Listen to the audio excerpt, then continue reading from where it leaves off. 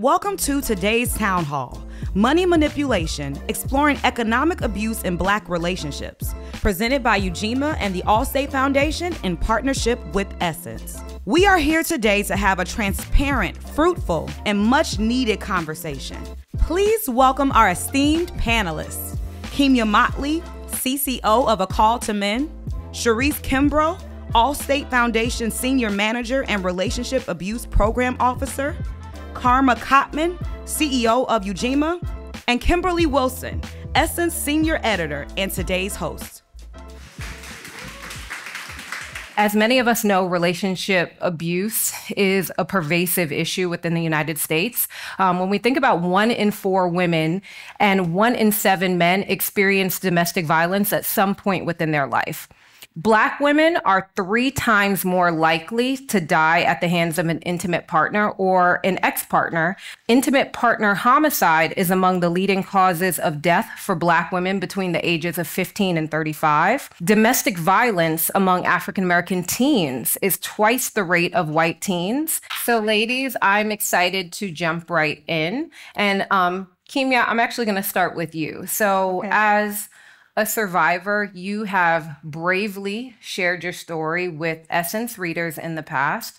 Can you just talk more about your personal experience and how financial abuse played a role in what you have experienced? I can definitely do that. I met and married the man that I thought would be the man of my dreams. And we got married pretty quickly. Within a year of that marriage, different forms of abuse I encountered because he did those things to me. And by the 3rd year, I decided, okay, I want to go ahead and get a divorce, not knowing that I needed a safety plan or anything of that nature. I just told him that I wanted a divorce. And he met me outside my daughter's daycare center. And when we got out of the car, he shot me 4 times with a .38.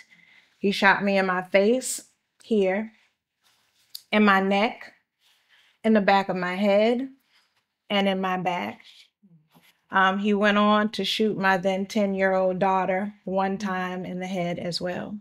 The wonderful thing about that is that we both survived. Yeah. You would never be able to tell that those things happened today. I'm sitting here before all of you now, and my daughter is a culinary student. She's the #1 reason I can't stick to my diet points. Yes, because she bakes such wonderful things. And a lot of times I tell people that, I didn't just wake up one day, to get shot by my husband, because people will say, oh, wow, your case is so extreme.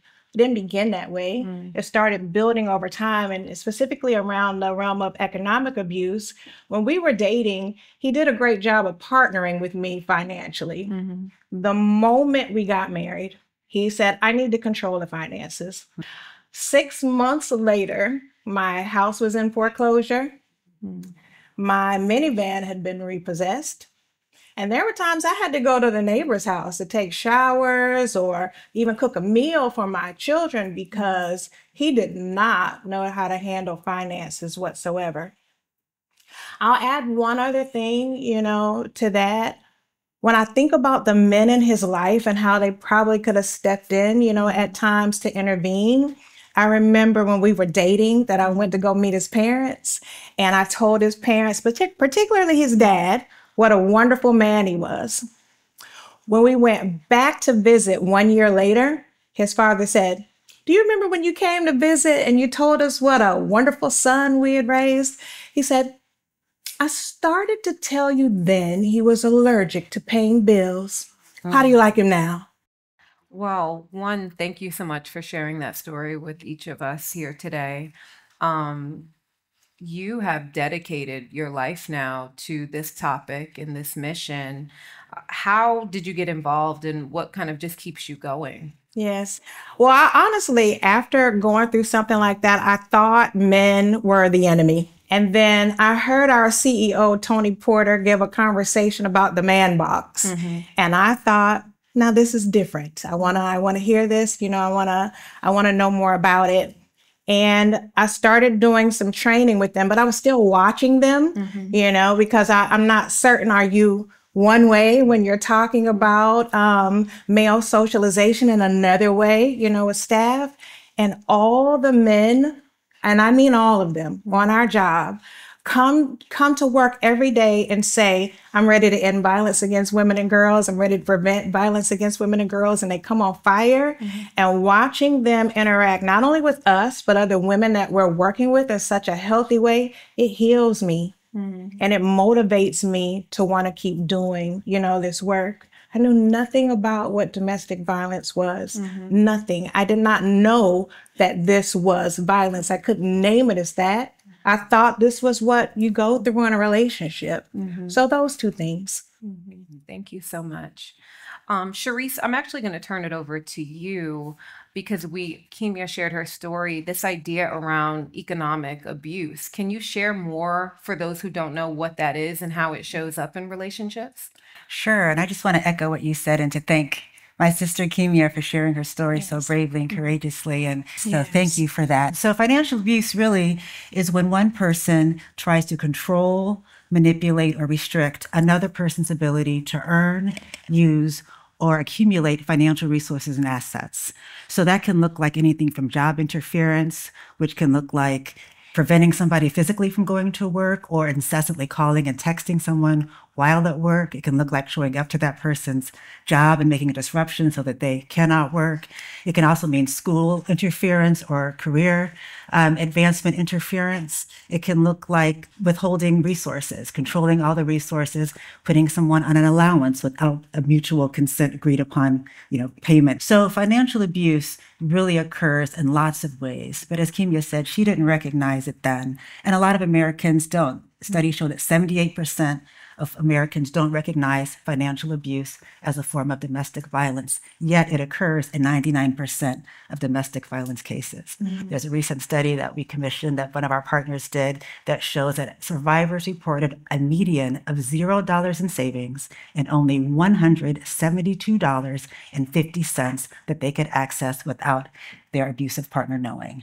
And I also want to say it's important to note that this crosses socioeconomic backgrounds. I think sometimes we think it only happens to certain kinds of folks who only have a certain kind of education level or a certain kind of economic status. But the truth is, it happens across the socioeconomic status. And in particular, in our community, in the Black community, it happens no matter how many degrees you have, where you live, what kind of car you drive, how big your bank account is. Everyone is subject to financial abuse. And you make a great point. This shows up in so many different types of relationships. But for you, Karma, how does this differ? How does financial abuse differ for Black women specifically? Absolutely. Well, thank you.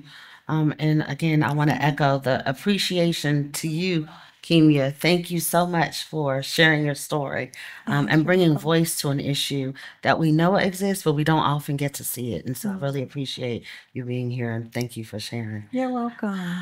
As my sister Sharice said, financial abuse is really apparent across socioeconomic levels, but does look different for Black women. And it shows up and manifests differently for us because Black women, aside from not being seen as victims, there are the overlay of misogynoir.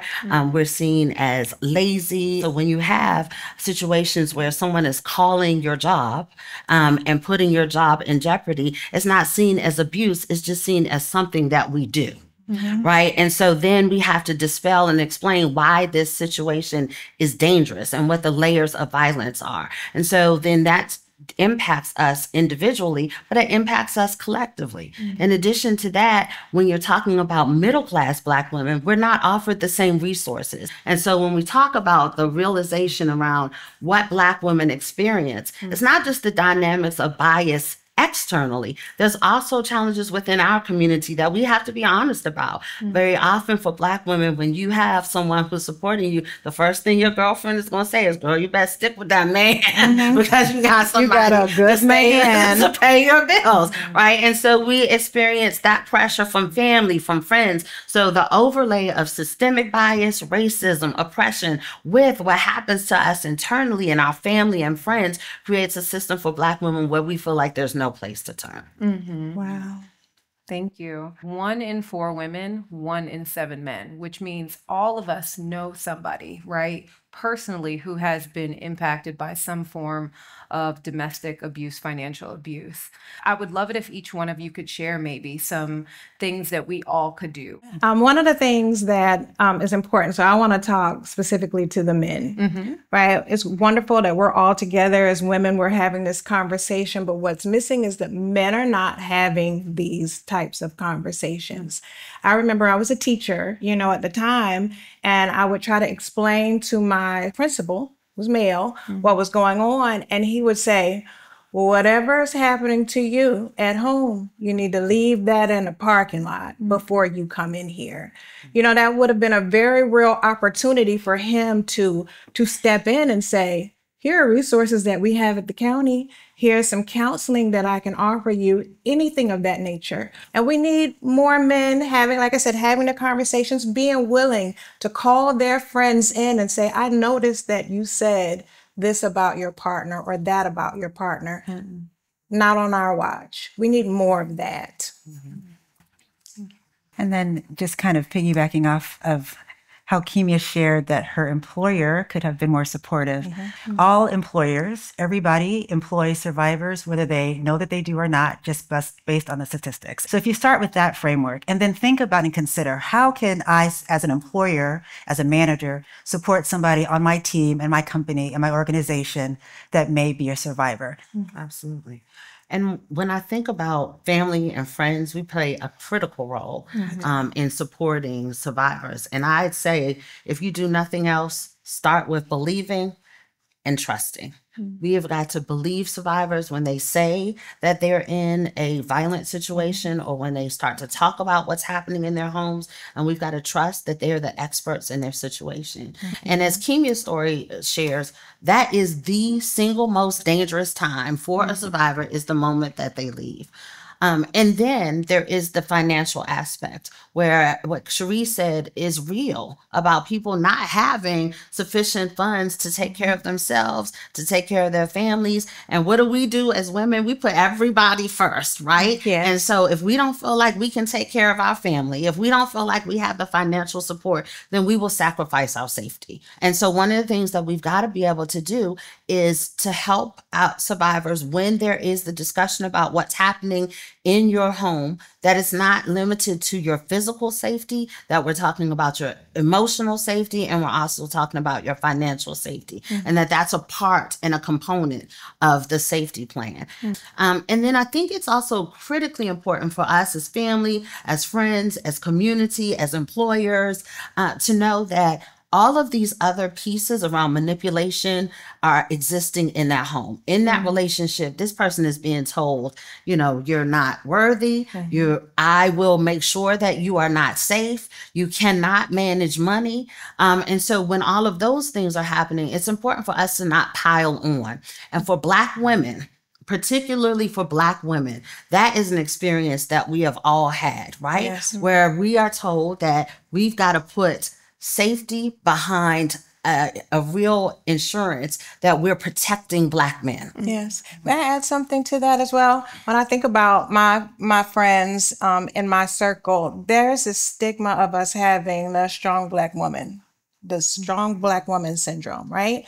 I think they were ill-informed as well. And so they were ill-informing me. No one ever called it abuse. They just thought, well, you're not strong enough to handle him. You need to get a backbone. You need to be stronger.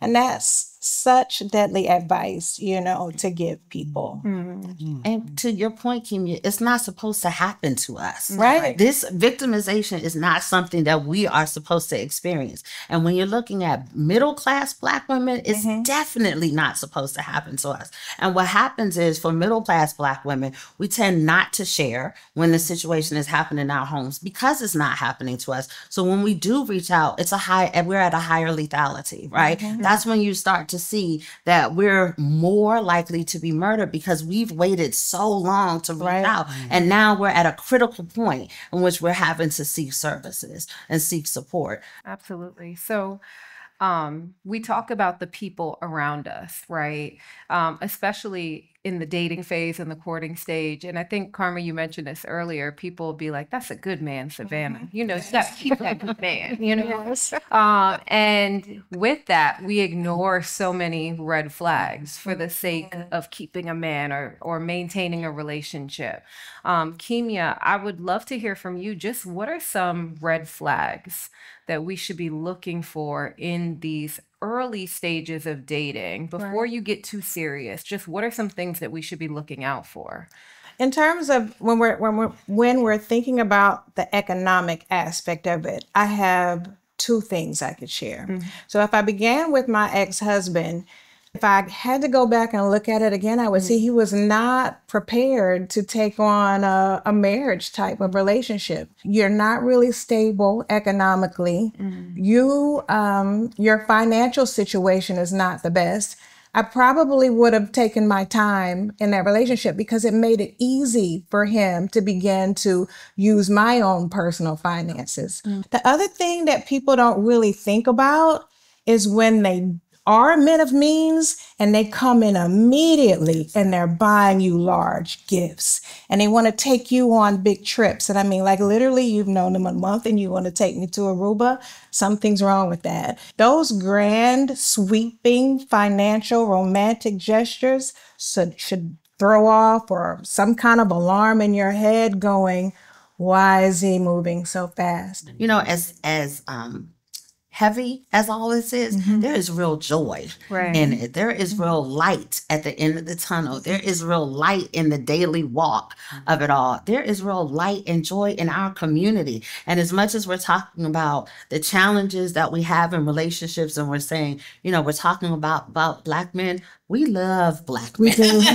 We do. Right? And so we've got to be able to say, at the same time that I'm going to protect you, I'm also going to hold you accountable because, you know, one of the things that's so important and, you know, I think we all will agree is we can't sacrifice our daughters to save our sons.